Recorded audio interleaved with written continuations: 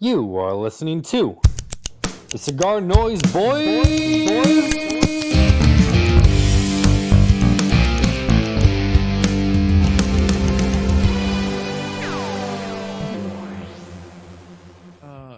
Anyway, so let's do the intro here.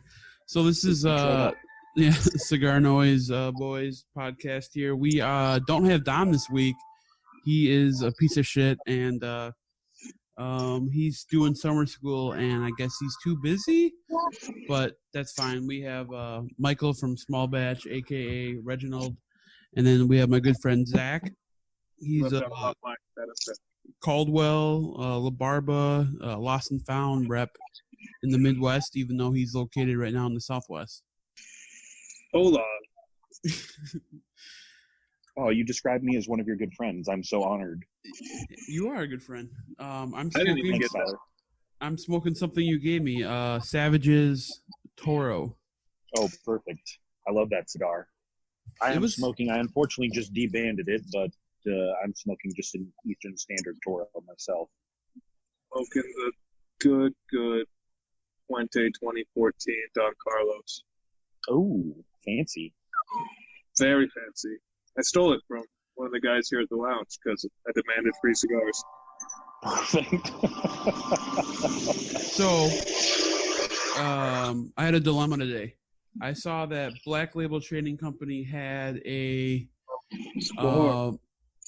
had the Cameroon Killer B, and a couple shops were doing pre-orders. B&B, Vince Hill, and then Scallywags out your way, Zach.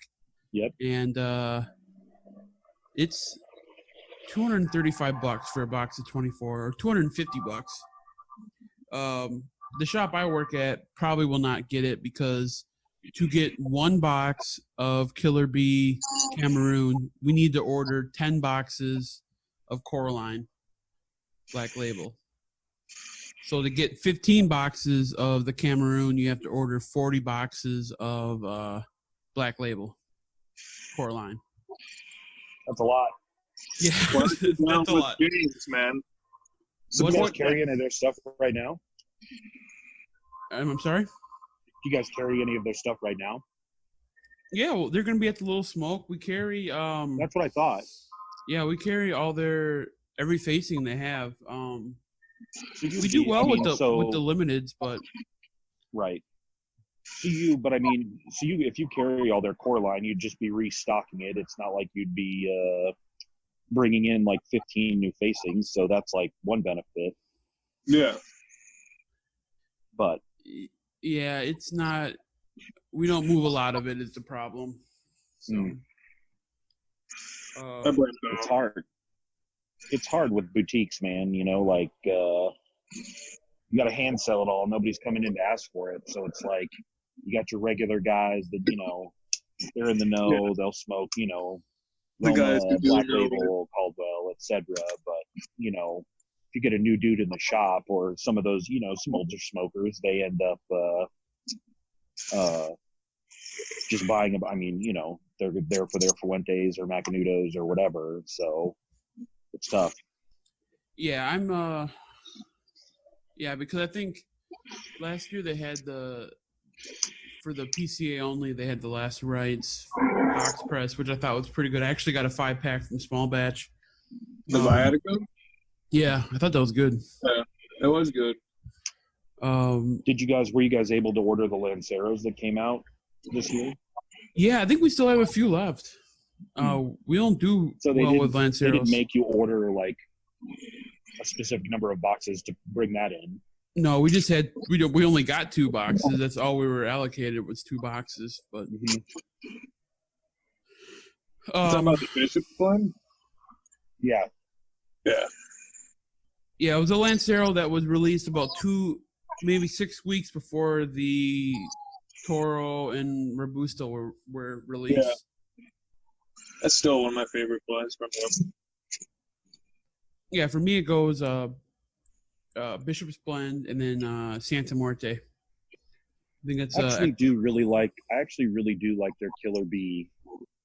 I would say that's where I go. I go Bishop's Blend, Like, I'd smoke the shit out of that if that was available year-round.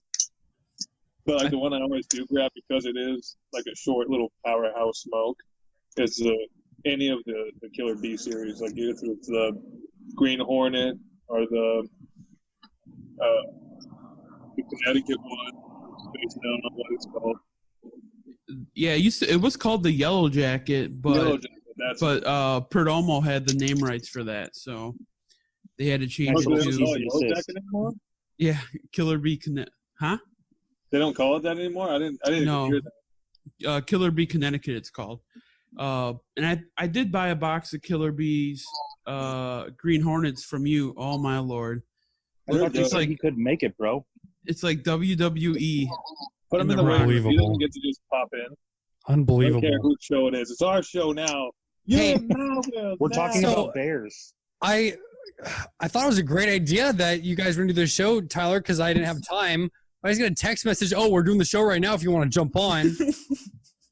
I'm saying if you want to pop on for a minute. I'm not saying. Polar bears are vicious creatures, man. Nothing else can survive out there. Seals. They eat seals. That's what they hunt. Blubbery little things that flop around on land. Easy to kill. Yeah. Dom, I'm glad you hopped on. I was doing pretty horrible as the host, man. That's why you're the host. What song did you use? I didn't use one. You can't start the podcast without a song. You want to know what song it was, Dom? It was our voices in unison together talking about tobacco. After last week's podcast, I tried to listen to MIA on shuffle. All her songs suck. They all suck. How dare you? What? They're so bad. They're bad. Yeah, I'm with Dom on this one. I'd rather listen to Riff Raff on shuffle. Ooh. Bold play. I love that cowboy hat you had on yesterday. Yeah, mister, making fun of my hairline. I can't change that, man. That's how I'm born. You call me ugly. I can't change my face. Well, you can get yourself a haircut, man. You're just like, I'm not going to cut my hair until the trade show in 2021 or further. I might trim this up, though. What if they never have a trade show again? Well, I'm never cutting my hair. He's going to look like ZZ Top minus the beard. I'm going to get a tattoo like Michael, and I can't grow any facial hair, but... My friends keep trying to get me little Viking beards or Viking beads to put in my beard. I just have like broken bracelets that I use that go into my beard. Like when Matt's bracelet breaks from one of my like nephews or nieces breaking it, then I just take like the little metal part and boom, goes in the beard. Nice. Hey Dom, what are you smoking? Oh wait, you can't. Ouch. Dom's like, I'm really glad I'm here now. Fuck y'all. Rich I told you yesterday I'm probably not gonna have a cigar for like 2 weeks, right? Yeah, that sucks, man. Yeah. Well, no, you know what? I might be able to smoke Sunday. Was that July 5th? If any place is open. Why can't you smoke in the classroom? You know what? I thought this was America. I don't know. Just pop up wrong.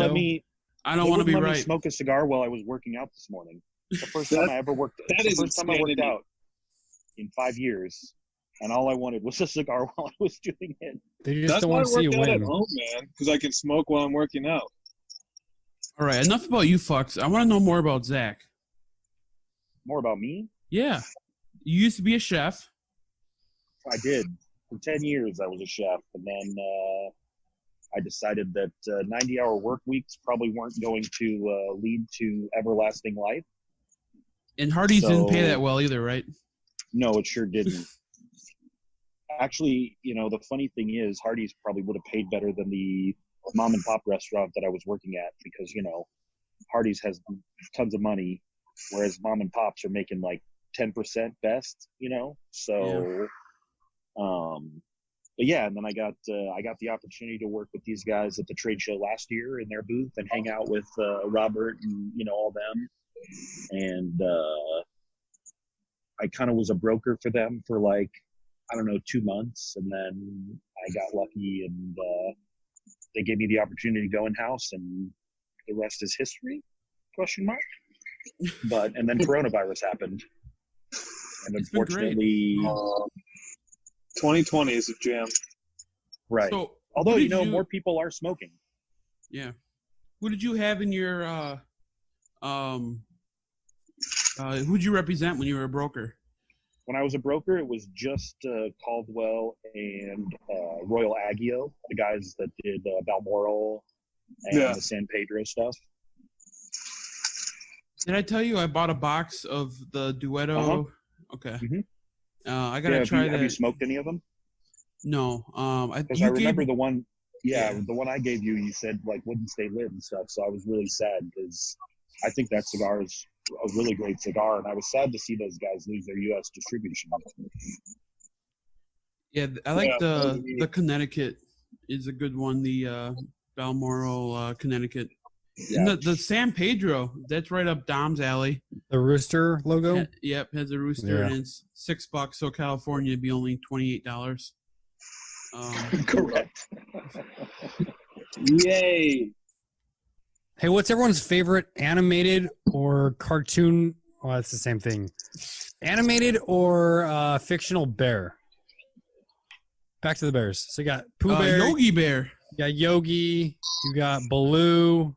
What's the one that was in that show where it was all the animals and they had like biplanes and they were pirates versus Tailspin? Oh, Rescue Rangers?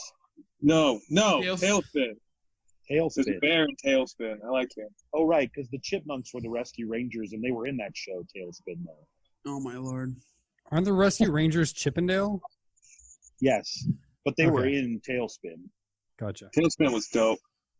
It was like the A-Team. Everyone got shot down, but nobody died. What about that little bear from that new Netflix like Japanese one? What? Where it's like literally a heavy metal bear. I don't know what you're talking. I have no clue. Does anyone else think it's weird that Winnie the Pooh doesn't wear pants? He just wears a shirt. It's a freaking toy for kids. It's a still stuffed bear. When it's got no pants, it's a toy for other things. I have a story for that. Tyler, remind me Weaselfest. I'll tell you in person. Oh no! Oh no! Oh, that's lame. Yeah, that's. We got to get our hotel down. I'm gonna wait till I find out about the school year, because if it's online again, at least for the first month, then I can be down in Austin probably starting Thursday or Friday. We need to get a group of guys together and get a one bedroom, one bed. What? I called this on Big Spoon. Oh boy. No, I realize that's probably the ladle, man. I get to be the biggest spoon. The same day as my fantasy football draft, if the NFL season is happening. I was like, NFL's done. You're not getting the fantasy. The fantasy is the draft. How do you already have the fucking draft day set? It's the same day every year. Okay, that makes sense. Yeah. Cam Newton to the Patriots, man. Yeah. Did you guys watch so the now league? Now they can be a shitty team? Yeah, the league is awesome. The league is great. I always remember, like, whenever they talk, like, somebody says fantasy draft, I just think about his taco going, Cam Newtown. Are them automatically like, you can't draft superheroes. That's not how it works. And he's like, why? Yeah. What was his thing? The EBB&B? Yeah. Yeah. For Eskimo Brothers? Yep. Yeah. There's I use Yobagoya still. MySpace. Got to take a spicy dump. Media. That's awesome. The Shiva. When is we? Such a good show. It was way better at the beginning, though. When is Weasel Fest? Listen to our last pod, and we talk about it for the whole hour. Yikes. Oh, okay. Well, then I won't talk about it now. No, it's the Labor Day weekend, September. You coming down? Where people go and I was for pets. I was thinking about it just because,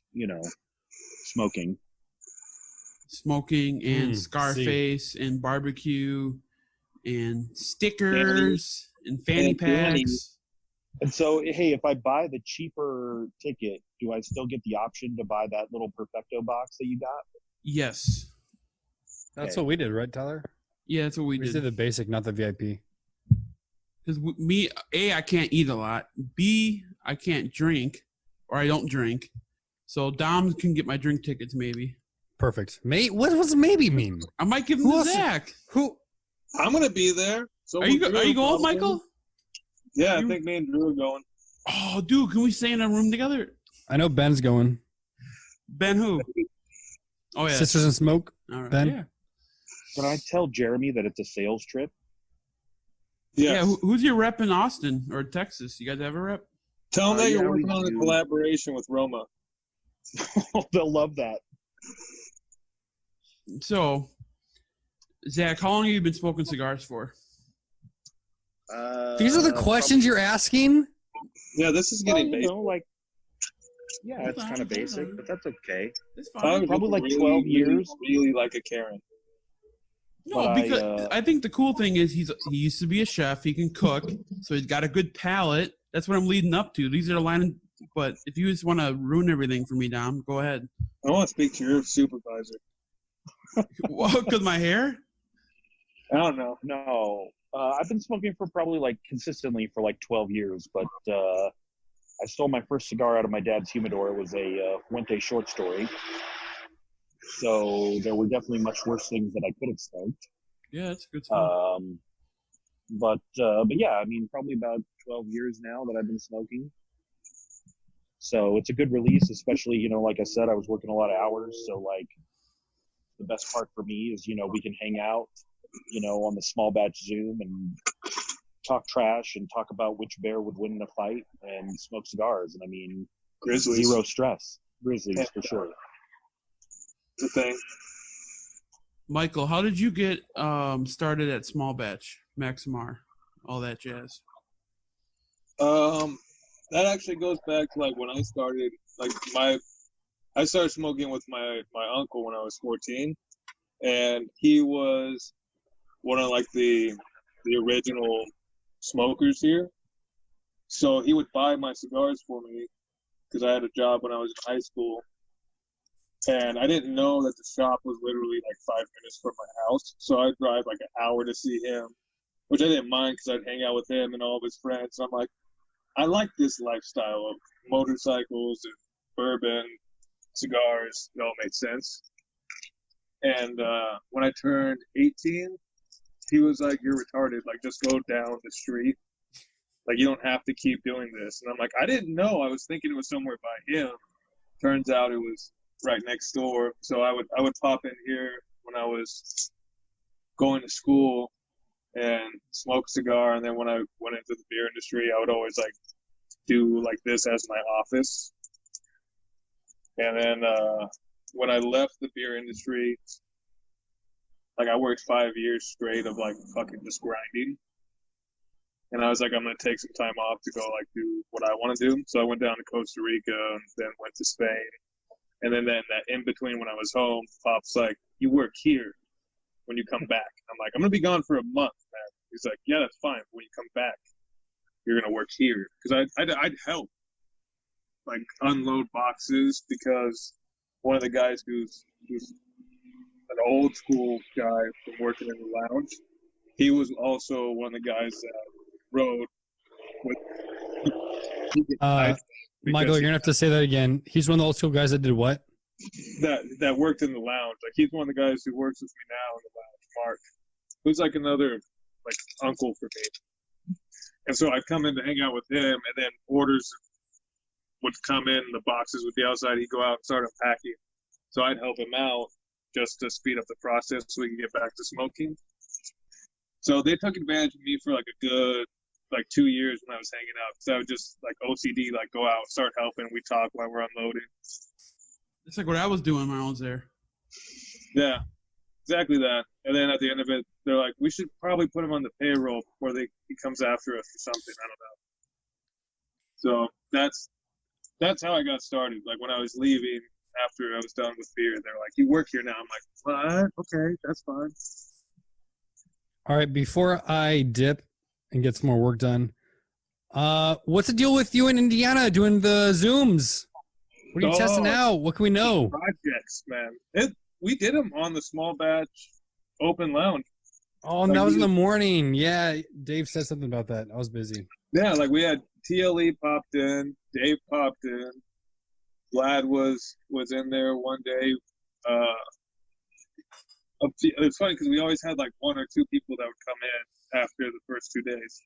But we're just, I mean, it's because of everything with COVID, we had told her when she had come out that we really liked what she was doing. And we wanted to pursue small batch exclusive on like a spin-off size, which is the Corona Gorda and the Psycho 7 Nicaragua, which is a killer cigar that you all know. So she had these samples, and then she's just been chain smoking them and posting pictures. And we're like, how do we get these cigars? She's like, well, when we figure out like how to get them to you, we'll get it to you.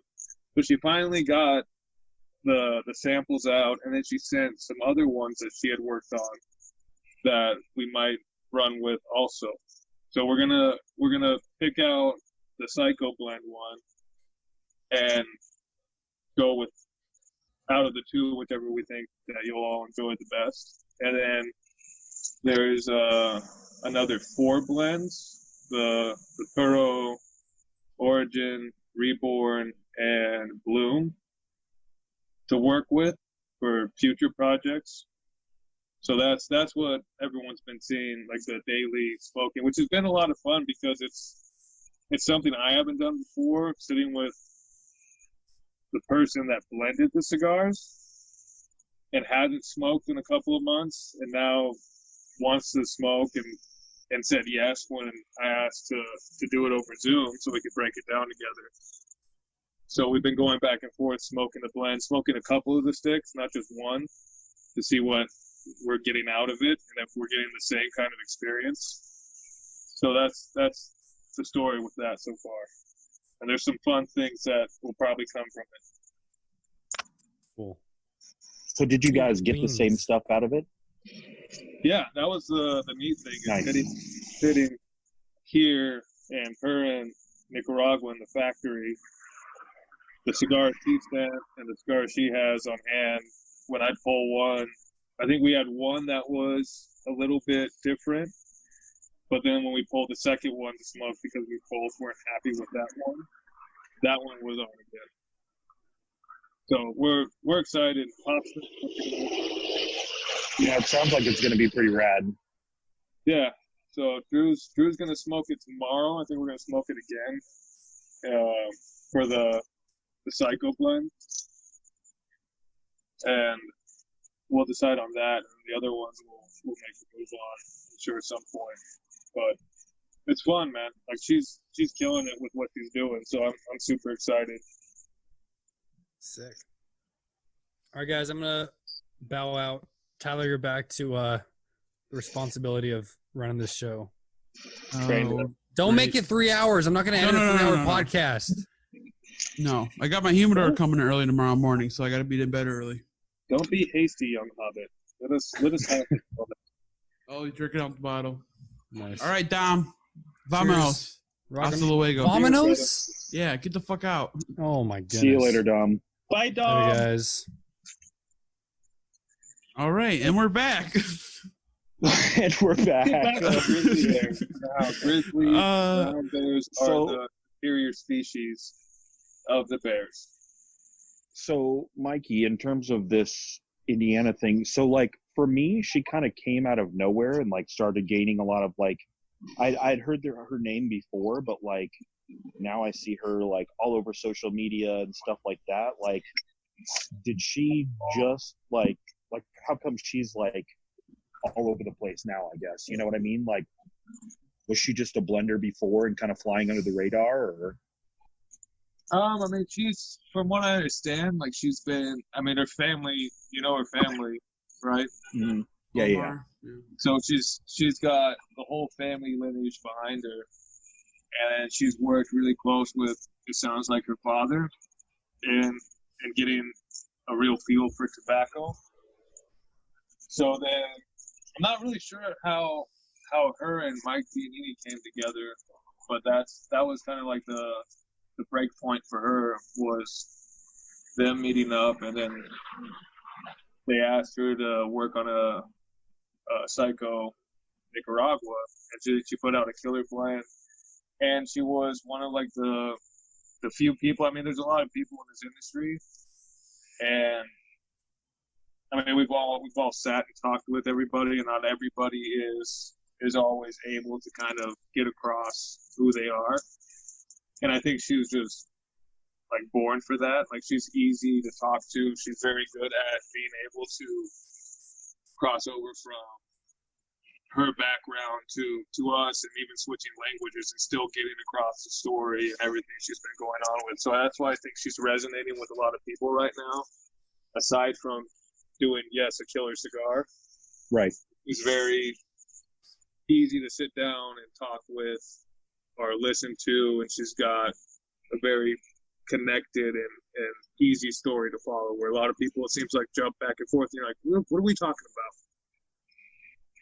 Yeah, I was able to visit her factory in Condega when I was down there, and she it wasn't like she was just given that job either. She had to earn it, like kind of like Nick Perdomo Jr., you know, or the third Nicholas Perdomo the third. He wasn't just given that position. He had to work, do everything. She had to learn how to roll for months. You know, it wasn't just like an overnight thing. So she got the respect of everybody in the factory. And then when I was there, like, she runs that factory, you know? Yeah, exactly. It wasn't like you're saying, like any type of nepotism where it's just, oh, you're my offspring, you're in tobacco, I'm going to give you the keys. It's like she now knows. She's still learning too. It's a cool thing. Like, she's like, I know all these things. I've had time to get into them, but like which I love that she does, like, all the posting on something that she finds interesting. So like turning the pilons over and stacking them and all that was a new experience for her. And then, like, when we've been smoking, she's talking about, oh, I'm going to be working on this next week, which is going to be like my first experience with this. So she's still expanding her knowledge as she's going. Like, she's not just settling in and being like, all right, well, I know some of it, and now I'm here, and I blended a cigar, and everyone likes it, and I'm working on other things. She's still wanting to expand into every facet of what goes on behind the scenes. Right. Yeah, I like it because she kind of gives off like the same vibe that I get from like Nick Melillo, where she's just like a generally happy person. She knows a lot, but she's always kind of in that mindset of like continued learning and stuff like that. So it's not like just like, oh yeah, I'm doing this because, you know, my father is so and so and my uncle is this guy, you know. So it's like, I appreciate that, and I feel like you know, people like that make good cigars. No, it's great for the industry to have somebody. I mean, there's multiple people like we're talking about, but when you have somebody behind these cigars that we all enjoy that actually has a genuine passion for it, the same way we have the passion of like smoking it and trying to get that same level of knowledge, but it's not as easy. It's the best thing ever, especially when you can now sit with them because of the whole coronavirus thing. We have the opportunity to be like, hey, you want to hop on Zoom? And they're more than happy to give the time that they have and talk tobacco. And you're like, this is awesome. This is what makes the industry stronger. Right. So yeah, I mean, I know for me, I hope. Oh, sorry. Go ahead, Tyler. No, I was going to change the subject. So if you were going to have anything else to add. I was just going to say, I know for me, I hope the Zoom thing sticks around. Because, like, it gives you, like, say you're at a smaller shop and you can't do a $10,000 order to have a primary out to your shop, you could still do a Zoom thing, you know, so the guys could be running a deal at the shop and the rep and the primary can hop on Zoom, and then, like, you know, it's nice because you get a lot more time to connect with each customer as opposed to, like, telling somebody the deal 200 times in a night, you know what I mean? Like, that's kind of one like, of the things, that we've talked about, like, in the small batch Zoom, that we're like, it's so hard to actually have an event. Is it fun? Yes. But does anybody actually, outside of maybe 3 people, get a heavy connection with that primary? Probably not, because the whole thing is based around selling, where most of these are just informational, whether it be about tobacco or the person themselves, which I think is huge. So I think that'll be part of our industry going forward. Plus, I don't think that coronavirus is ever going away from fair. 2020s. It's not a real thing. Secondly, Zoom etiquette. I got busted out by the co-host of this podcast, Dom. I don't know how to say his last name. Ciparoni. He told me I was on my phone too much while somebody was talking. I'm like, dude, I can multi-fucking-task. I can listen to somebody talk and check my phone. Not only that, this guy was saying some really interesting things, so I was looking up and reading more about it. Do you think that's rude if somebody's talking that I just kind of glance at my phone for a few minutes? What do you think?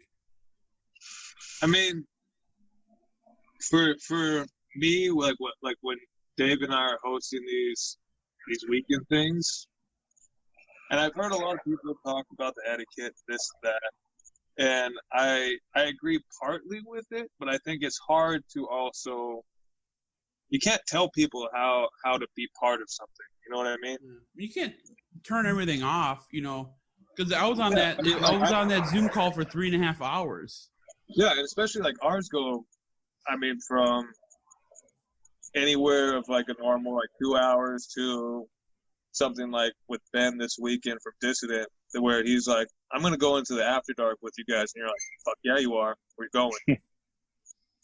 And I mean, I do it all from my phone, where I know a lot of people do it from their laptop so they can see all the screens. Mm-hmm. So like I scroll through periodically to see what everyone's doing, but I don't take offense to if people are on their phone, because I'm assuming that they're like me. Like I'll answer messages as they come in because there's still things going on, and then come back to it. Now, if you're sitting there and like you're muted and you're like nodding your head and you're watching like the music video and you're like, dude, Millennium, what's the shit album? I love it.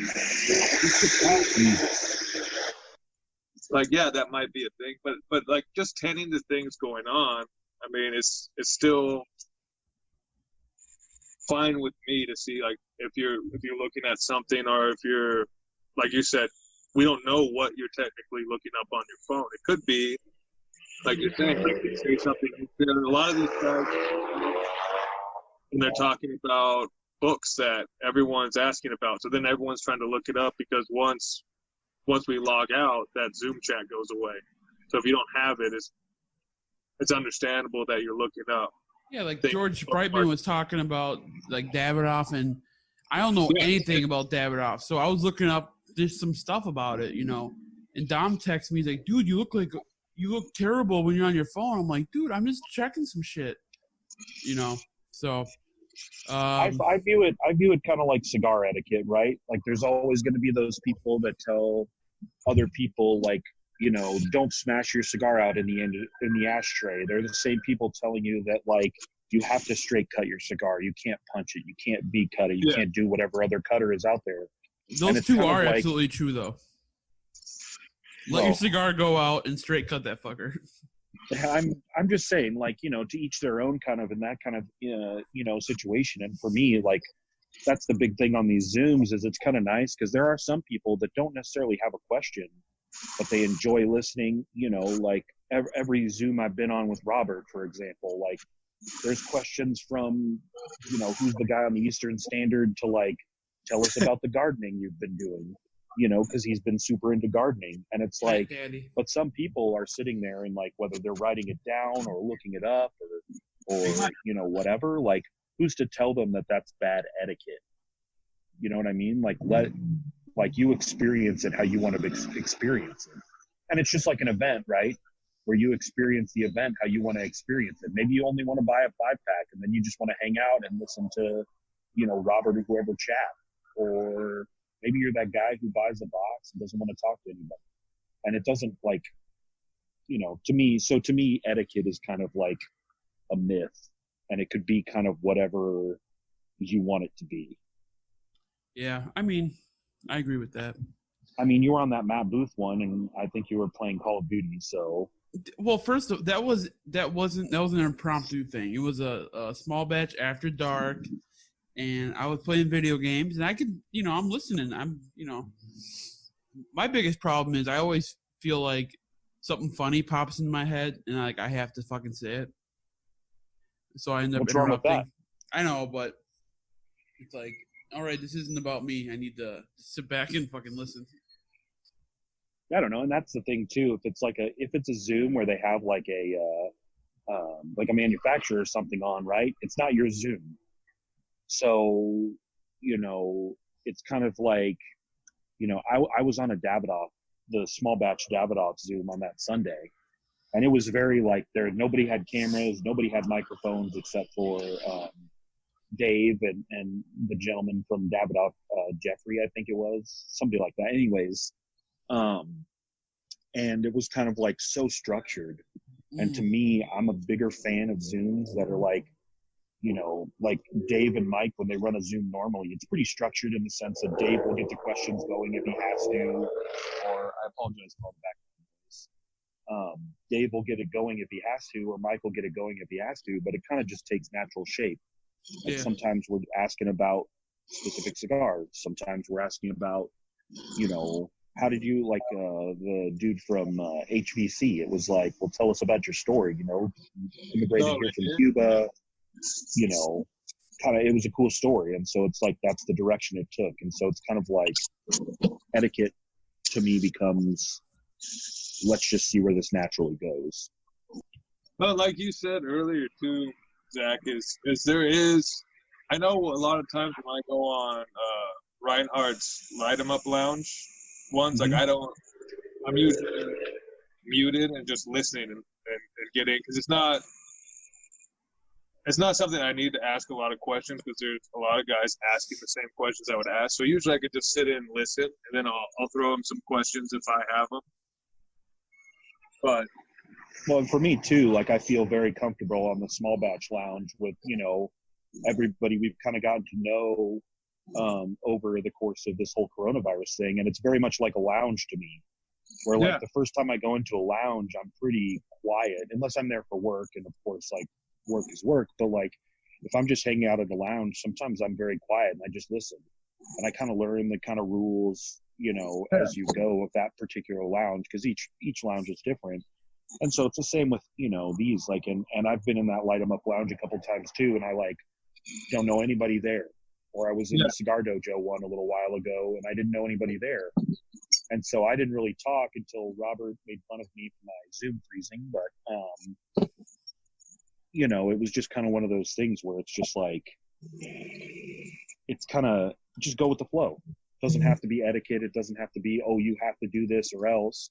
It's like if somebody's talking about something and the thing that makes sense for Tyler is to, oh, well, let me look that up while he's talking about it, because he can listen and look up the book or the specific tobacco or whatever it is. Yeah. What's wrong with that? I don't think that's what, like a lot of those Zooms that I'll do, if I'm doing something like cooking, like a lot of times because of the timing for Reinhardt's things, like I'm making either brunch or something, so I'll turn off the camera and I'll just listen while I'm cooking. And then like Roberts, I was sitting and I had the camera on, and then he started talking to me and talking about small batch and the approach. So like things like that, when you get called out, you're like, oh wait, no, yeah, I'm here, and then you have to unmute and do the thing. Or like they did that when Indiana was on, and I was putting away inventory, but I thought I turned the camera off, but right now it was like, hey, we have actually a surprise for you. Small batch is here right now. And I was like, what? I'm like sitting on the floor putting away boxes. And I was like, oh yeah, I'm here. Hey, how's everyone doing? Here I am. You guys put me on the spot here. I don't know what to say. I'm excited. That's about it. Happy to be here. Yeah, I mean that's those are always fun. It's like being called on in class when you're not paying attention, but you are paying attention. You're like, wait, I didn't think we were gonna go this route. Oh, I used to do that on purpose. Like I'd start looking around, and she'd be like, Tyler, what's that answer? I'm like 12. She's like, oh, well, you look like you weren't paying attention. I'm like, well, I wanted you to fucking call me. I had my hand up all class.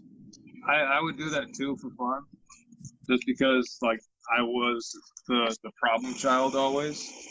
Because you play football in public school, they're like, you don't have to be a student. Education isn't important in public school. It's a joke. What we do need is for you to form a field. So just fake it till you make it. And then they'd be like, Michael, what do you think? I'm like, oh, thank God it's history, because this is my jam. It was math. They're like 2 + 2. I'm like 7. No, not 7. Shit. Popcorn. Someone else. You can't do that. This motherfucker. Which motherfucker? Oh, my cat. I was like, what? Like you were looking really intently on. You looked like a grizzly bear. Like you were gonna actually decapitate a moose because they have Or a polar bear. Do it. Where a polar bear just like tackles a seal because it's sad and doesn't have any power. I like how the host has muted himself. It's okay. We'll talk about bears.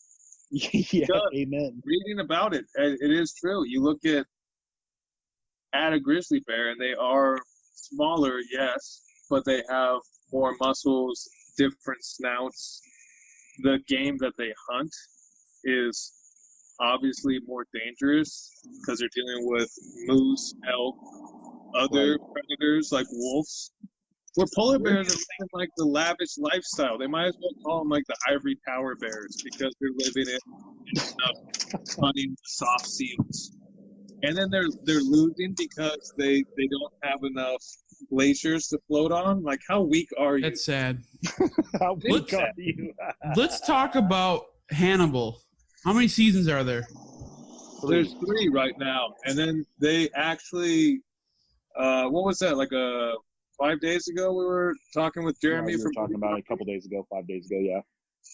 And the main character, I'm horrible with names. Stack knows his name, but he had hinted to a conversation that was had with Netflix to pick up the series, which I'm super stoked for because it's a very good revitalization of that whole story originally done by Anthony Hopkins. Right, and I like very, all the books that they wrote. That Thomas Harris? Yeah, I think it's Thomas Harris. It's something like that. But anyways, I like the books, and I felt like with the series, it's a lot easier for them to delve more into the individual pieces because obviously instead of it being 4 2-hour movies, now it's 3 seasons worth of hour-long episodes. Yeah. And, I watched it all, before, and I was rewatching it actually again. And, the ending is left very open for interpretation. Like, it could be the end.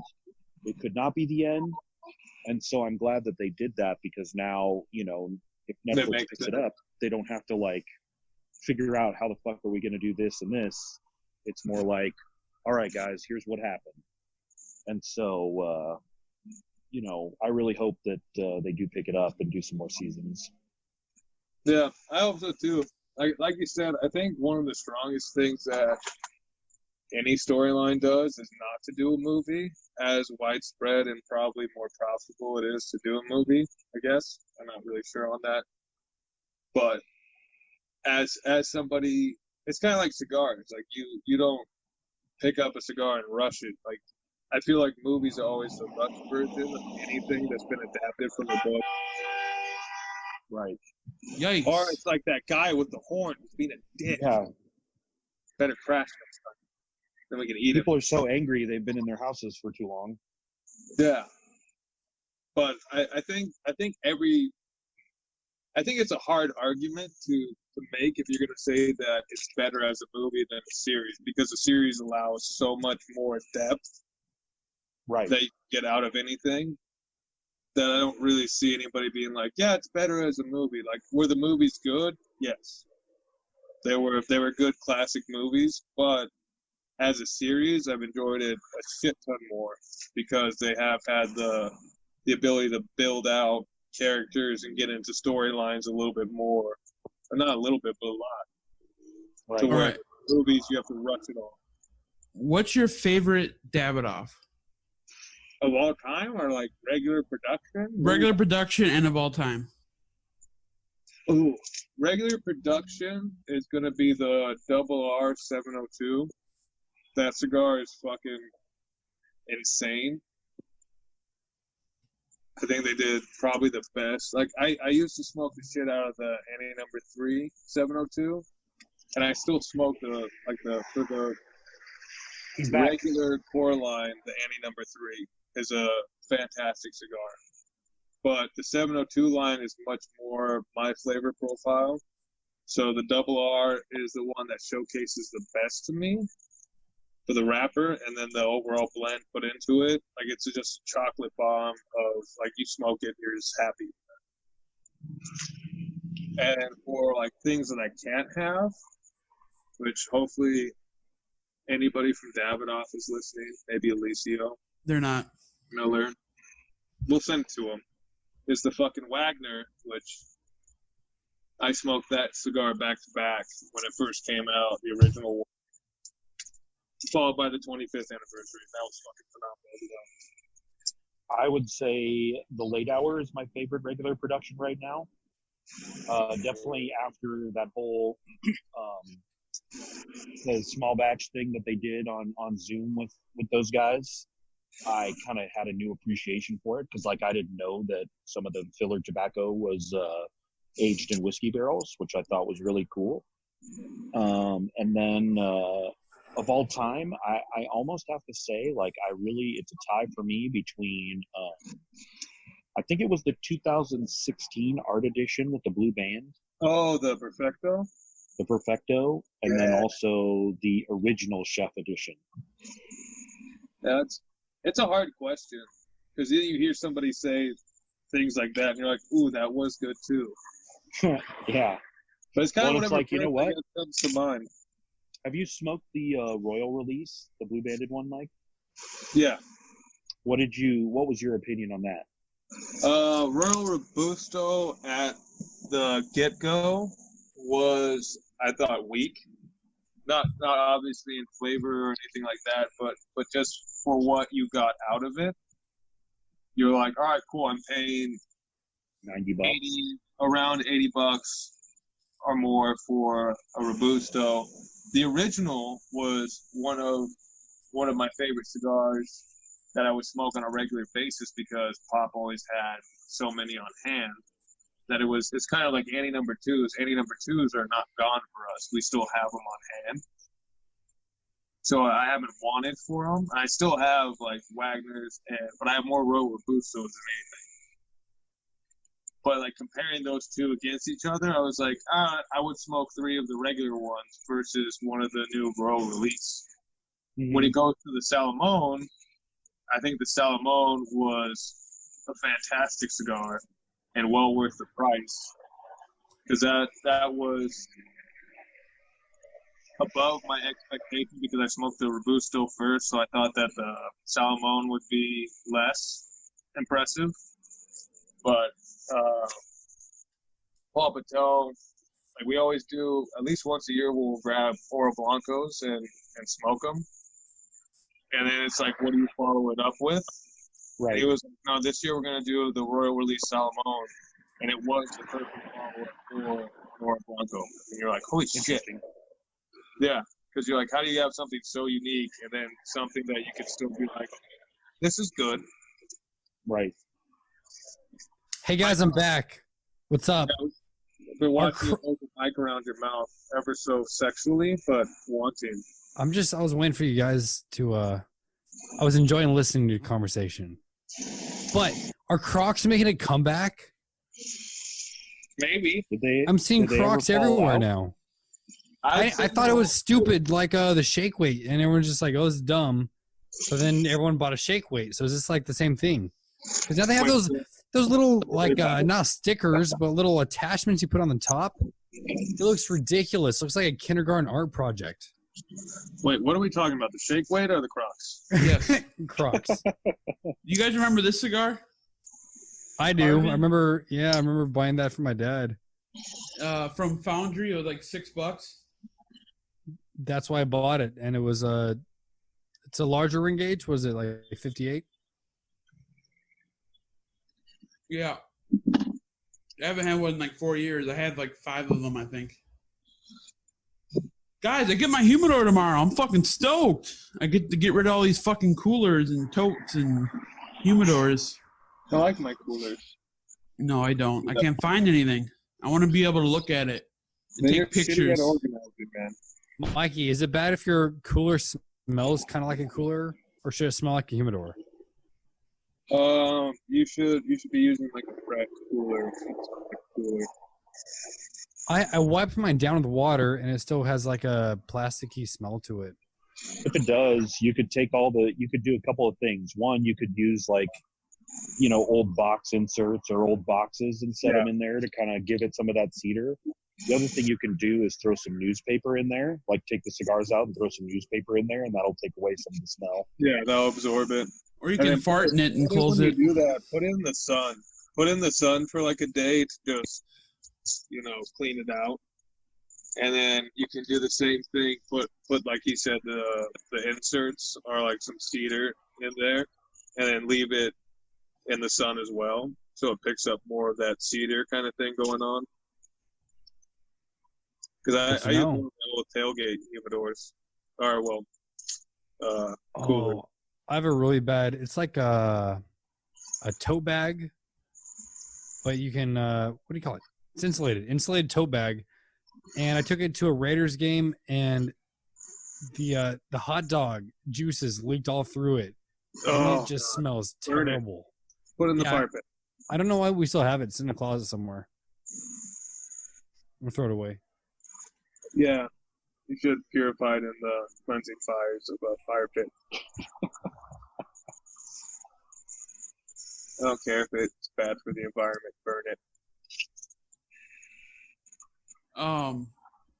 Dom, have you watched Hannibal?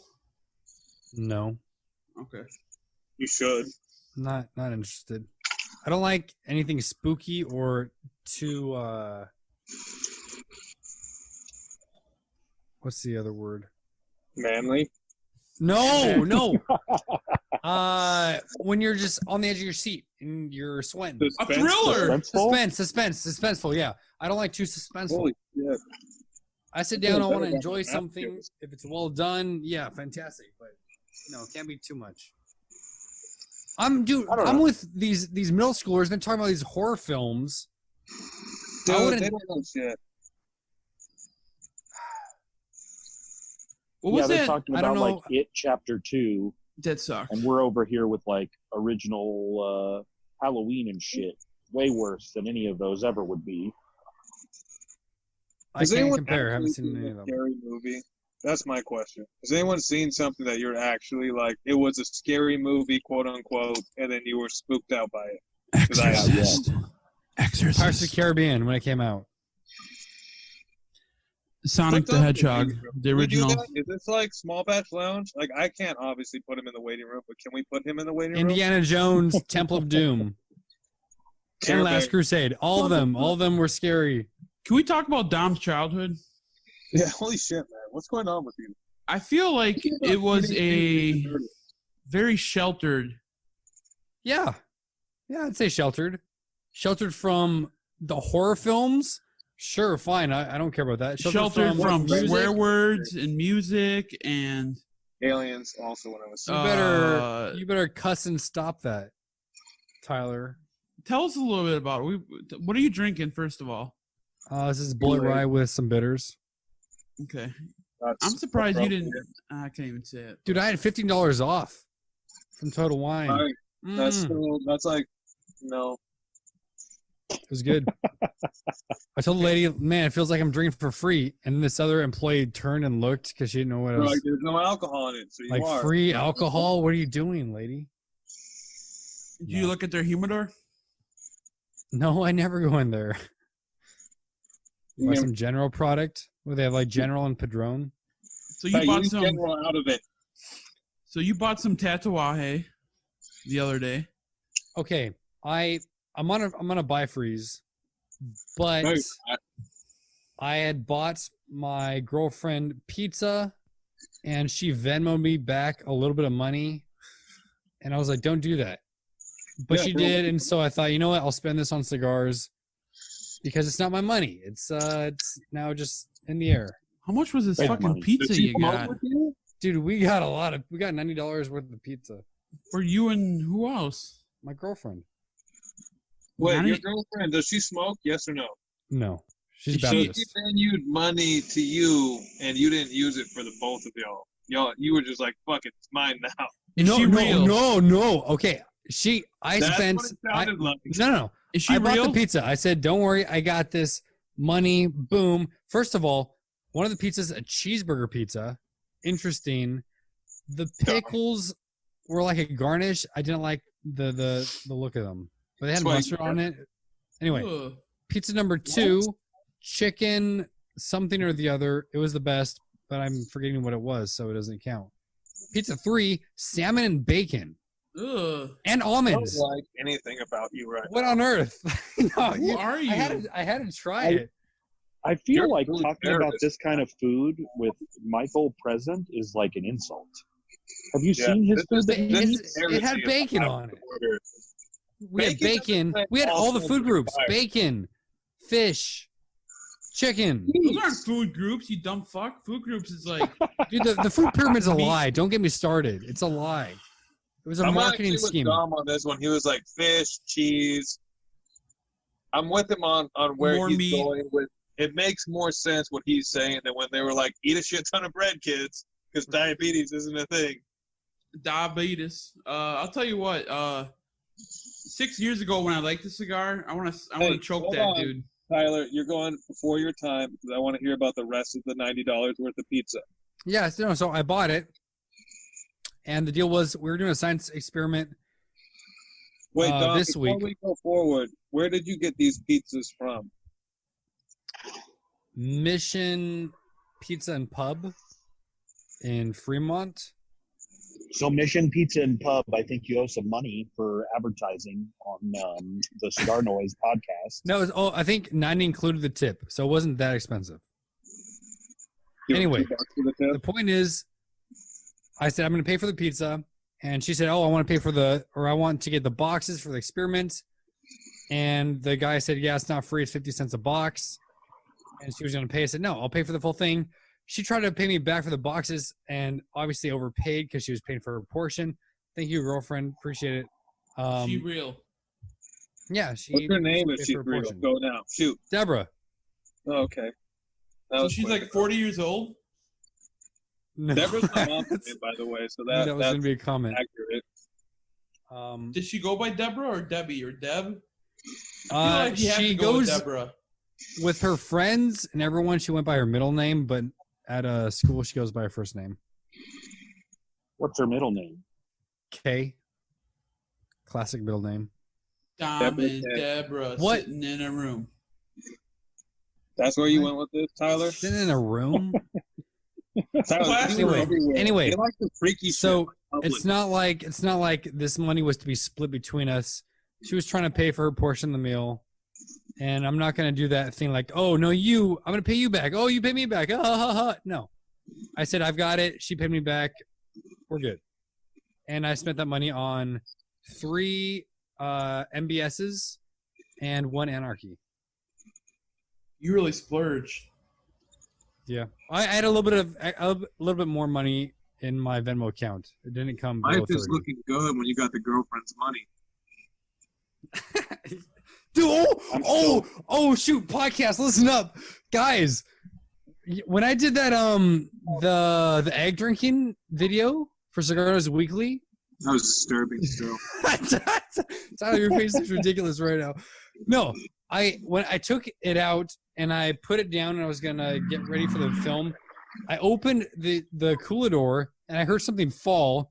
There was like a crystal or a diamond that was somehow on my humidor and fell on the ground. And so now I have this I'm gonna go get it checked out to see if it's real. Oh, you're gonna use it for Deborah. I don't know if she probably doesn't listen. Maybe in the future. But I think it fell out of this box I got from an antique sale or a garage sale that had a clock in it, and maybe the diamond fell out. I don't know if it's legit or not, but It's costume jewelry. it was. Zach is in like fucking District 9 with the noises going on. Yeah, dude, I'm sorry, okay? There's I know shit it's like going down. I told you. Transformers or robots from space. I don't know what it is, but that one was it.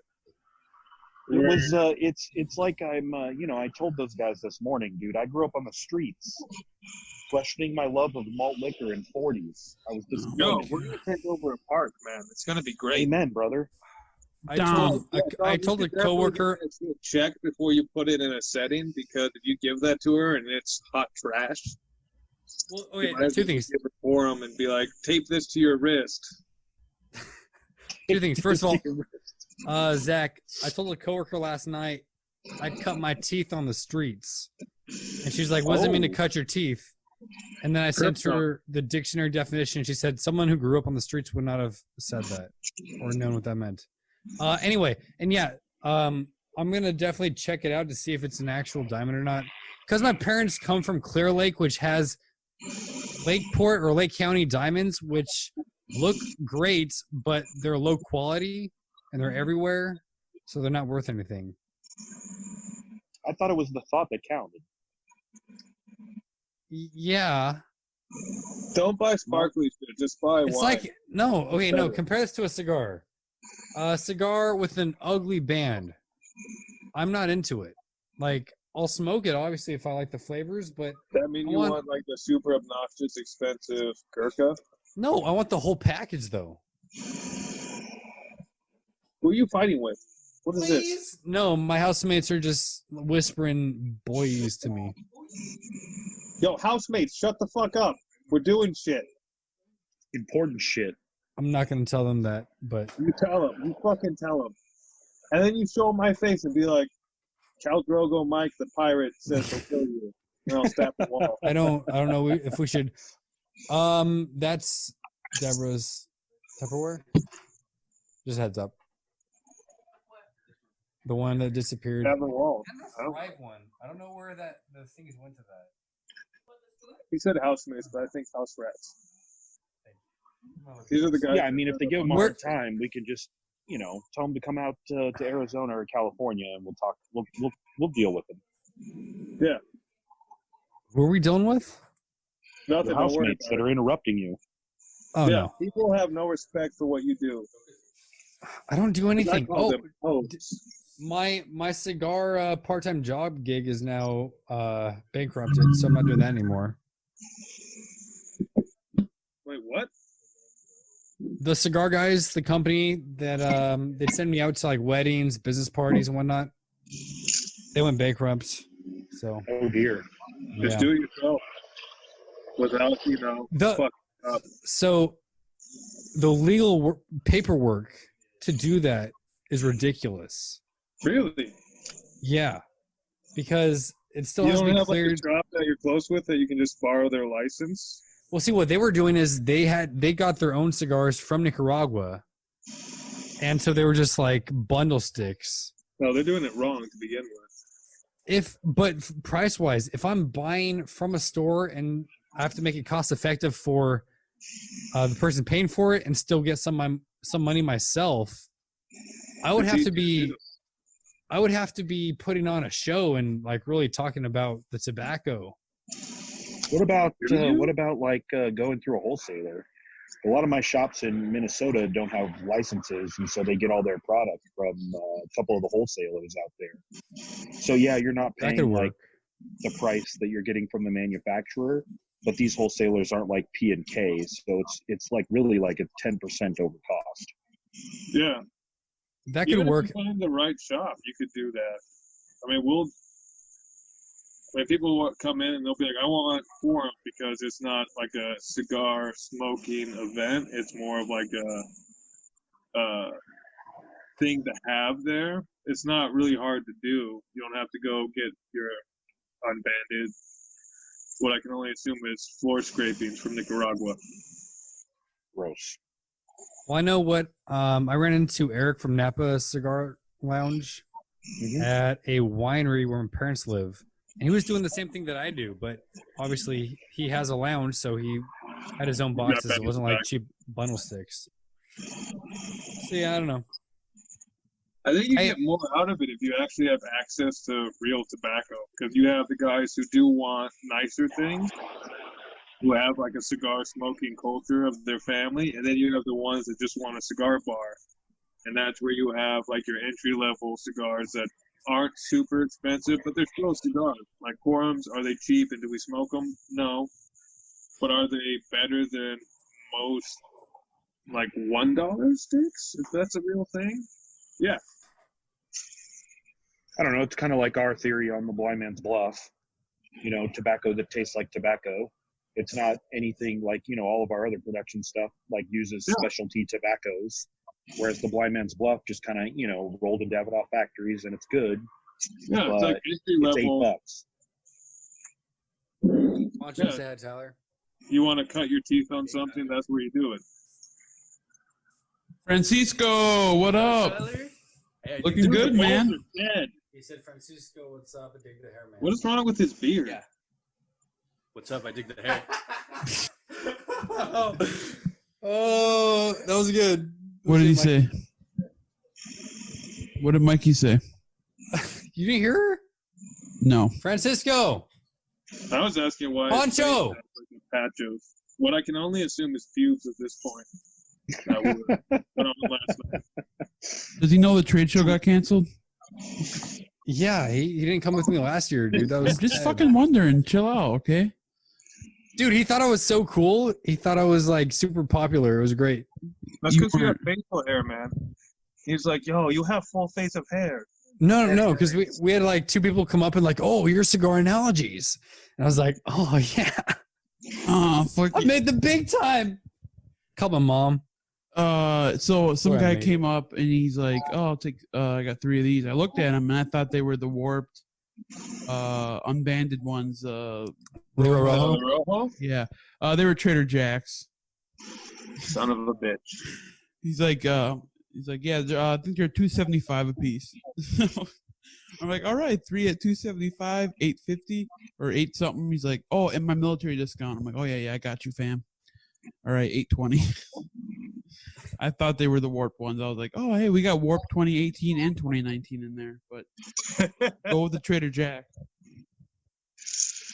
Those are awful. You can't even get a draw out of those. Like we just stay away from all like the discount stuff. Like unless you're buying a box from the brick and mortar, then there's no like discount. Like we keep the prices low. Scotty's Corner. No, we actually have like Scotty's Corner in the shop, and it's just like a sad mass grave of tobacco that either didn't make it or was bought on the cheap, and we're like, well, we're not gonna fucking mark it up and be like, here, this is actually, you know, $4 over what it costs. We're like, no, it goes here. What's a brand that you brought in that you were super stoked about and that just didn't sell? I haven't brought in anything personally that didn't do well. I mean, this like to get in here, there is the process of we all smoke it, and then we see if it's something one that we like, but beyond that is sellable.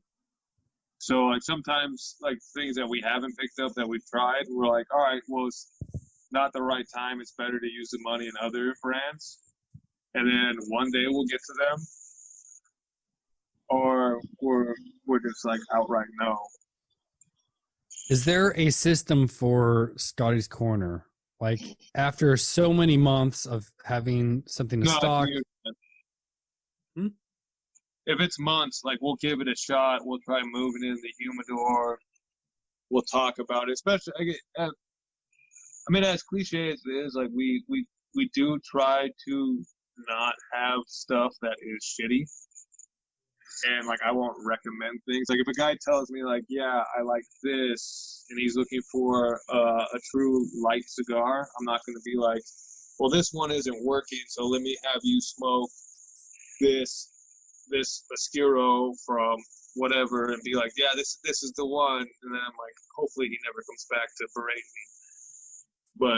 But most of our business is based off what Pop did, which is like when I was in the beer industry, like I took this lounge and put it in the tasting room where I'm like, you know everybody's name, you know what they like, you don't offer them stuff that is just totally against what their palate dictates. You can work them up to it, but you can't just move something to move it and expect your business to do well. Like, if you want to sell stuff, yeah, cool, do it. But if you fuck somebody over, that person will remember that you fucked them over, and they'll never come back, and they'll tell their friends not to come back. And that's just something you don't want in good business.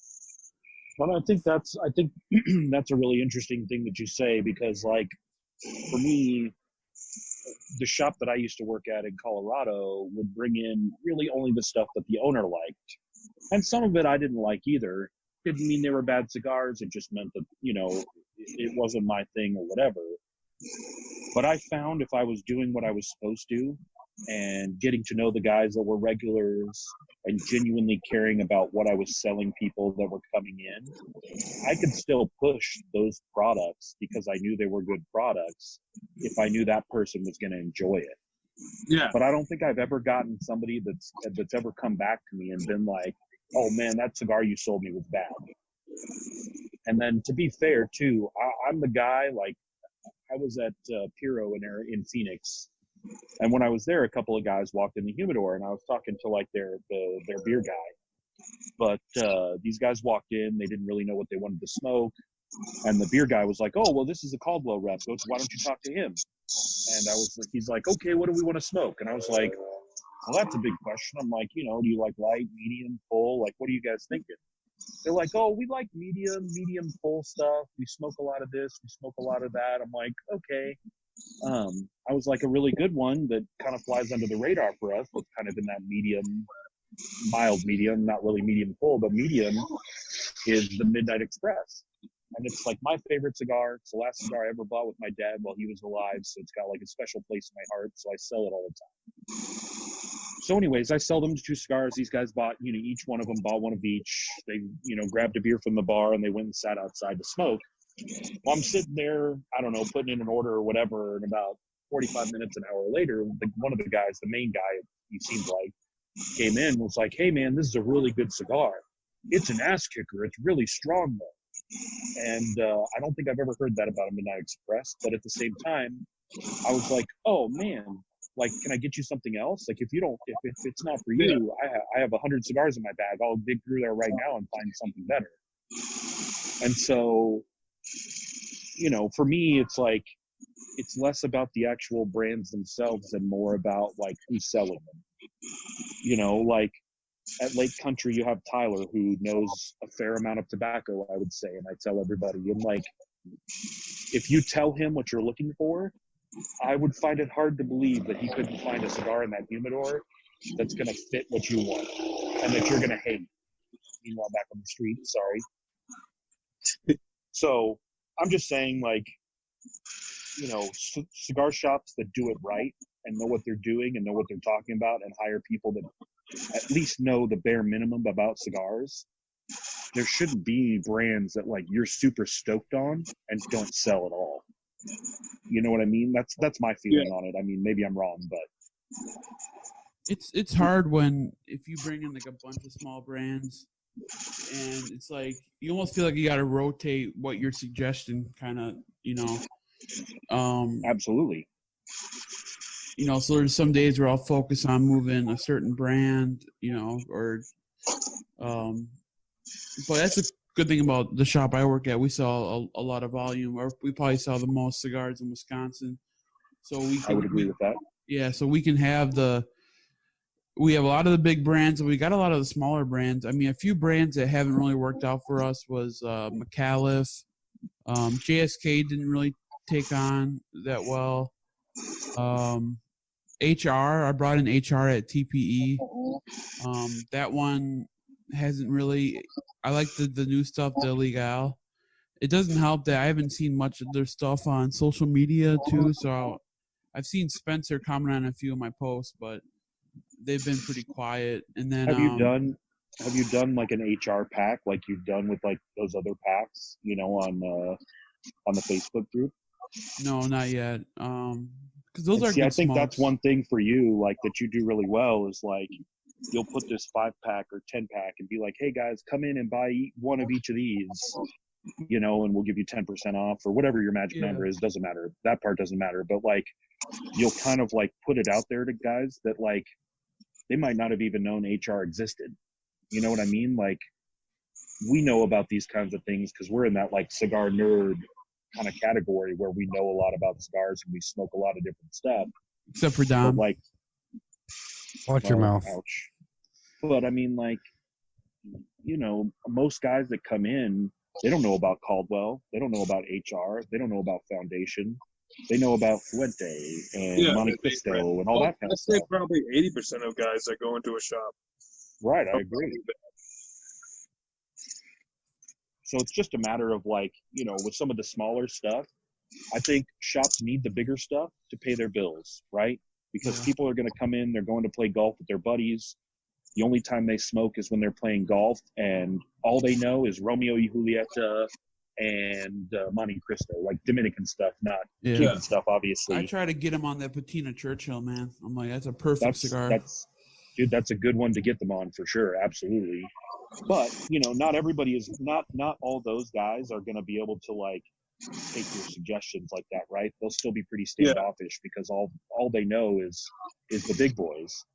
And so, like I said, I think the big difference is, you know, you use social media and you take a brand and you're like, okay, this is the brand I'm going to sell right now. You know, we're going to really push it. And then you guys sell through it, you know, or if you get some like limited Roma stuff, you like post it and you're like, okay, guys, only got 15 boxes. And guys are like, oh shit, they only have 15 boxes. I better go get my box now.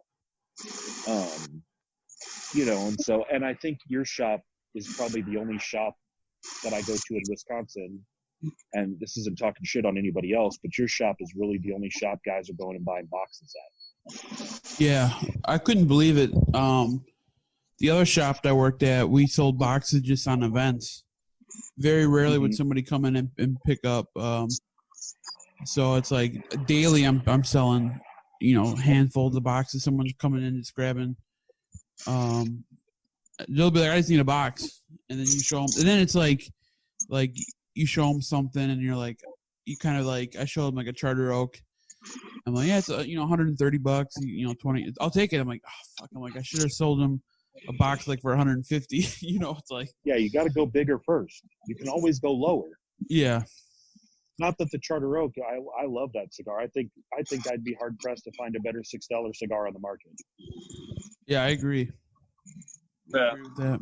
But you also have to balance too. You can't just, I mean, you can go bigger off the bat, but like depending on what that guy buys. Like one of the guys here, he comes in religiously every week and buys a box of Chateau Sun-Grown and double Chateau Sun-Grown. And then I gave him a Charter Oak. I was like, this is on me. Like you're buying boxes, man. Like try this, see what you think. And now he's starting to put that into his rotation. And then somebody like that, though, it's like that's the steps you take to build them up into getting to know these brands that we know a lot better, that they don't trust because they don't know the names. So that whole thing is taking the light steps to me to build them in. Like somebody who comes in, I'm not going to be like, yo, last cigar is going to be where you want to cut your teeth on. Cut them teeth. I'm always like, Eastern Standard is a go-to. And like there's a guy who comes in and he was like, I'm looking for, I mean, just describe basically the Eastern Standard profile. And I was like, you have these options, man. Like, I'm like, what kind of smoke time are you looking for? Is this going to be like golfing? You're smoking at home? Is it going to be friends? Like, what are you looking to do with it? He's like, no, I just want something I can enjoy. And I'm like, the showcase size for us is Cream Crush. Guy came back next week, and now he's buying boxes every week. But it started him off. Like, I wish everybody had what Caldwell had, which is the Manzanitas for the core line. That you don't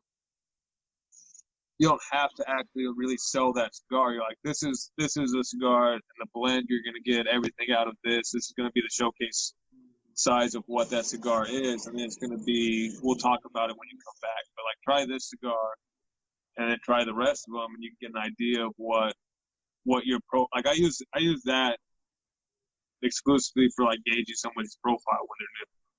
I'm like, Eastern Standard, King is Dead, and Long Live the King. Take a picture of the band. Tell me what you didn't like, next time you're in. And then we go from there. But I love that they have that to where it's the same reason that they have it in other brands, that it's not available for the shelf, but it's a good way for a retailer to get an idea of what the cigar is and what it can do. Yeah, I remember like a year and a half ago, they sent manzanitas and everything to the reps. And it was great. Midnight Express, all of it. Right. And it was really great because you could walk into a shop with the manzanitas and you guys could literally taste every cigar in our entire portfolio, because it's not like we're smoking 13 Toros. No. You know, and it's like if you smoked one and you took a couple puffs and you were just like, oh, that's not really, my kind of jam. Cool, no big deal. You throw it out, no big deal. It's not like you just threw away a Toro and wasted, an hour and a half of tobacco. So it was like, and that's definitely a good thing. And I mean, we used to do that in the restaurants with wine. It's like have our servers carry around like what we called pocket wines. And it was like lower priced wines on our wine list. And it was like a red and a white. And it was kind of like, because for new guests, for new people coming into your restaurant or coming into your cigar shop, you have to build that level of trust in that relationship. And how do you do that? Well, you can't start them with a $500 Oro Blanco. Yeah. You have to start them on something like, okay, man, I think you're really going to like the Eastern Standard. Try it out in this Manzanita. It's $5, $6, whatever. You can go home, you can smoke it for a half an hour. And if you love it, great. If you hate it, you're not out $500. You're out $5. Yeah. You guys don't make that anymore? Which one? The Manzanitos, you don't make them anymore? No, they do. You just make them in the core line. Okay. They make it for the long-lived Eastern Standard and King is Dead. When you get back, Zach, we'll have to, because we don't have a ton of Caldwell, but we're rearranging some shit. So nice. I don't know a ton about Caldwell. It was a brand that wasn't really around much in Wisconsin except for one shop. So it's a shop I don't go to very often. So I don't know a ton about it. But that's the brand I need to revisit, because that Savage was a really good smoke. It was like a classic Dominican cigar, Right. My opinion. Yeah. Well, we'll sit down and all. Tyler, for you as a retailer, like we kill it with that, because you may not do a lot with them. It's not a big part of but you know the brands, and you know the profiles. It's such an easy tasting plate that you can put to somebody, and you know exactly where to go with them when they come back. Either they're gonna love it, or they're gonna be like, this might be a little bit too strong. You can either go all in with what they're liking, or you can change it up to mixed stuff or black label stuff, or there's so many options you can go from there. That's why I love it, and that's why I wish everybody had that kind of Manzanita size that I think is important, because nobody really wants to. There's always that hesitant person that comes in that wants to get into cigars more. But the price range doesn't matter. They're always just like, I don't want, what's the best value for me trying this? And I think that is one of the true best values. That's what I like about Roma Craft, is they make all the small sizes and the whole line. The knuckle draggers. That's another really great example though too, is you're obviously a seasoned cigar smoker. You've smoked a lot, but you like small sizes. I know when I come in, if I have like a Corona or a Robusto, I'm giving you the Corona and Robusto. I'm not trying to give you Toros and Churchills and et cetera, because I don't like Lanceros either. I know, but you're gonna love this Roma Lancero I got you. So it is really good. Shout out to Fine Ash Cigars, Sam and Rosie, killing it. With awesome people. I got to hang out with them in Esteli. Yeah, that's Rudy's what they said. That's too. Actually funny enough. We were talking about that, because they said, "Oh, we got back from Nicaragua," and I think they said in March, and I was like, "Oh shit, were you guys hanging out with Tyler?" They're like, "Oh yeah, he was there too." It's cool. It's really crazy though, how big the industry seems, but how really small and tight knit everybody is, right? What are the chances somebody from, and I know you go to the show and stuff like that, but what are the chances, in any other business, that somebody's like, oh yeah, I know Tyler. He and I, we're in Nicaragua together, or he and I, hung out at Circle Bar, whatever the case may be. And it's crazy because it's just like, I mean, that's one of the best parts. Tyler was the only person I met at the Rummelcraft party 2 trade Put your shows mic ago. closer. Put your mic closer. Yeah, you look quiet. Yeah, I forgot I have a mic. Thank Too you. close. Too close. Tyler was the only person I met at the Rummelcraft party 2 years ago, 2 trade shows ago. Yeah, And- so 3 years ago. Yeah. And last trade show, Mo Patina had a little dinner for a few guys. And of the, 7 or 8 guys there that he had out, Tyler was one of them. Like, whoa, I remember you fool. That was a Those good good time. old It days. was me. We all had chicken. Everyone got chicken. It was Yeah. the best fried chicken I've ever had in my life. It was Mo, Robbie Raz from Cigar Dojo, Tyler from Smoke Ring, a guy who works in Zach. He works in Detroit at Casa. He runs Casa de Monte Is it Cristo. Detroit or Lansing? it's in Wisconsin? No, it was in Michigan. I would know him if it was in Wisconsin. Yeah, it's No, in no, Ann Arbor, right. He runs. It's Calvin. Calvin was at the Yes, dinner. yes. Calvin's a good. He's a good dude too. Ted. Oh yeah, Ted was Because there. we're with CigarNoise. Yeah. And then at TPE, Mo took us out for which you should have fucking went to. I got to hang out with Michael out there. I don't know if you remembered me when I was at Small Batch in October. But it was Mo took us out to steak dinner. It was Bud's, his shop is right down the street from fucking Maximar. It was Costa. He's like 5 minutes down the street from us. Yeah, it was Costa from Smoke Manayunk, and it was Abe Froman from that shop in Embargo. Phoenix. Embargo. And it was Matt, the owner of Lake Country, me, and then office lady who worked, Mike Perales from Impact Force.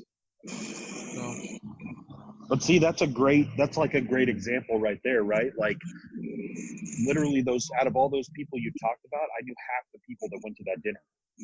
Yeah, Like more than Yeah. half. And it's like that's crazy. Like, especially like I mean, I just started in this industry a year ago, and already like there's all those people that you're just like, oh yeah, how's he doing? Oh yeah, I had dinner with him the day before. I don't know, whatever. And so, but I mean, that's the best part, right? And this whole industry, relies on relationships. So it kind of keeps you honest and keeps you like, it keeps me a lot from like, I try not to talk shit about anybody because it's like, then anything that I wouldn't say to your face. It's gonna get back to them. I guarantee you that. Right. Oh, yeah. Well, especially for like everybody who's kind of been listing off, like name-wise, those are all like major players. Like those are all somebody who's doing it right in the industry. I agree. And when you get into that realm of people, like you're gonna know all of them, like it or not. Well, TPE, You're most likely gonna like it. Like all the cats in Arizona, Costa, Smokers Abbey. Like there's so many good shops out there that I enjoy visiting when I do get time off, and I'm like, fuck it, I'm out of here for a minute because California is just a fucking desolate wasteland for tobacco shops. Teenage wasteland. I'm coming out there again soon, Michael. Come on out.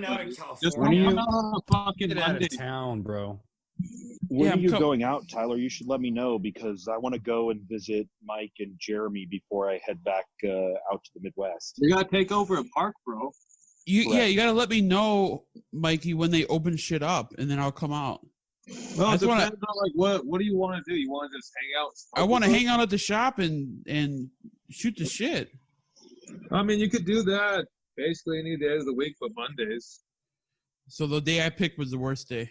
Got it. Yeah, Yes. you literally came. You're like, Mike, you always had this look, and I'm like, because you were there, and you're like, hi guys, and I'm like, the most busiest of days. You I know. come into my house, and you're like, let us speak, and I'm like, we'll get there, maybe, but like that's our busiest day. I trapped Andrew in the corner for 4 hours. That was fun. We talked a little bit. Yeah, I didn't get to know you more until TPE and then till the small batch shit. But like Nate, we talked more via digital everything than when you were here, but like Dom came and hung out. Dom doesn't do shit. You come on the right days, you can hang out and like get the experience. Mondays we're in like full war mode. I almost drove back down on Tuesday, but my brother flew out. So yeah, like any other day, then it's like a normal workload where we get it done in the morning, and then it's just handling shipments that come in, and then it's kind of like, all right, we have time to like break it down and hang out with everybody, which is fun. And there's so many, like Timmy's closed, Narang from General's closed. Like, you have everybody around, and this is kind of like the hangout shop to check out, but still be in it, but you're not getting asked questions.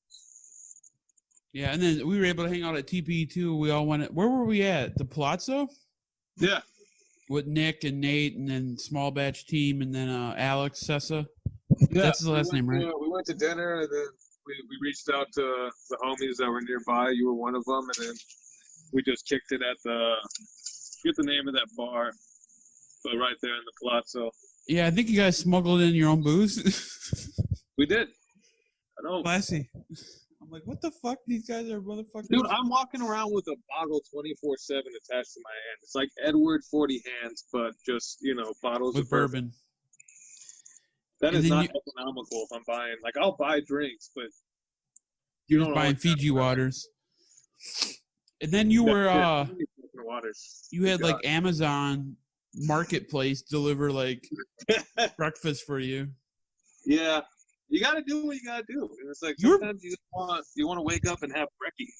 Brekkie, no. Brekkie is not taking off. But you were pretty serious. I don't think that's gonna take off either. I've never heard that before. I've heard Mikey been saying it, so I posted on Facebook. Yeah, I saw that, and it's Australian, man. Brekkie. People hated it. Fuck them. They hated it. They probably hate my beard too. I don't care. Yo! It's Tyler J, and I'd like to play. I don't know what that was. All right. What was that spinning off of? I don't know. I'm just because I got a mic in my hand. I feel like, You've had a mic. B-Rabbit. I don't know what the light is coming from, but there's like a. Oh, there it is. That's what it is. He has a rave light with that and his phone. Every time he gets a text message, it just goes strobe mode. Here's a party. Don't knock his style, man. Look at all those Black Label I'm posters. knocking it straight up. Dude, I'm like a kid on Christmas, man. I got my fucking humidor coming tomorrow. 5,000 count, fucking cabinet, fucking. I gotta clean my room, my smoke room. Or Did you get that nice little bench you were looking at that we were all hating on because we thought you were talking about for the lounge, but then we're like, oh, it's for your home. The airport looking. Oh no, I didn't get that. You guys talked me out of that, motherfucker. No, I said fucking get it. That's for your house, man. Like that's what you like and you're comfortable with. Fucking. I like cigars, airplanes, and movies, and Travis Scott and Radiohead. Those are my 5 things I like. That was the weirdest mashup at the end. Yeah. All right, guys. Dom. Yeah, what's up? Tell me a story about Saints and Sinners in your shirt. Oh, I gotta pay for that yet. It ends soon, I think. Right? Yeah. Who needs a referral? Let me know. I gave mine to Richie, formerly known as V Cut Everything. Zach's trying to get into Saints and Sinners, huh? Saints and Sinners? No, I'm not part of that cool crowd. I got a referral. 200 bones. We have our own crowd, Zach. What's that? We have our own crowd. Yeah. We're the crowd that takes over parks. Yeah. Park perverts. Is the Shadow Army gonna do anything? Is that gonna be like the new? You can't ask questions like that, man. Like, yes. I just want to know. I just really want to know, like, if it'll take off. Thighs out. No beard and passed out on a couch. Can you color in the rest of his face with the Sharpie? So it doesn't look like he has pubes on his face? Yeah. I'd have to take a razor off of that. Take some of his Why would facial you hair have and to put raise it it on your head. Are you going to tattoo him? No, I don't know, man. It's I feel hot. like you should. You guys don't have air conditioning in there? No, we don't have it on. Save money. We got a fan, and You cheap I haven't fucks. opened. Hey, do you know, Tyler? When I get an apartment, I'm gonna let you know how much it costs. Yeah, you For just need to single. move in with Why are Deborah. you wearing a shirt? We don't even wear shirts on fucking small batch Zoom. What are you doing? This is more professional than the small batch Zoom. I don't know if that's true. Oh, we talked We're- about Zoom etiquette. We'll have to talk about that again. Yeah, Oh. apparently we'll talk about that again. Mr. Casting Shade. Hey, I Let's have talk nothing about to the say. wedding I have nothing to coming say. up. Because I think the wedding is important. I gotta pay off my car first. I need to find an apartment. I've Wedding first. got a list. She's only met my parents once. I'm talking about Tyler and your sister. Oh, have a good Zoom. Let me get out of here. All right. That Great. is now, Shit, that's all we had to do to get rid of him? my friends. Wow. Remember this when you pick out your best man. That got aggressive. I accomplish things. He's mad about the age gap. It's 10 years. That's not that much. You know. Pish posh. He says he won't move in with Deborah until they're married. That's lame. I'm telling you, he had a weird childhood. Like some things need explanations, but we're not going to get it from him, which leaves us to speculate, which is never a good thing. He needs to send. First of all, we got to know that this person's real, so we need pictures, photographic evidence. All right. Well, I'm going to go watch Hannibal and then think about my humidor that's coming tomorrow. Nice, dude. Congrats again on the humidor, Tyler. It's going to be pretty dope, I'm sure. Yeah, I can't wait. I'm going to be posting pictures all everywhere, and then I can't wait till you get back so we can get Caldwell Smoke back. some Caldwell. Smoke Yep. some Caldwell Amen. and get it back in. I think what do we have? We have All Out Kings, Blind Man's Bluff, Maduro, and Habano, and then a mixed box of other stuff. But somebody came and asked me for Yeah, so we'll have to get some more. yeah, They're dude, and going- we'll work it out because, like, I think you guys could be a good potential account for Wisconsin, where you guys like get not only like all the Caldwell and or La Barba stuff, but we also bring in a lot of like fun lost and founds. Yeah. So, because I know Robert's got some fun stuff coming out in the next couple months that he's been talking about. So, we'll make it happen. All right. Yeah. Thank you, Zach. Thank you, Mikey. Have a great night, guys. Stay Cool. safe out Thanks there. for having me, Tyler. Appreciate it. You've been We'll have to have you listening again to Cigar soon. Noise, boys. Hey, check out Cigar Noise Weekly. I've been posting segments there. And Zach, you'll have to hop on them when you get back to All right. Milwaukee. Yeah, for sure.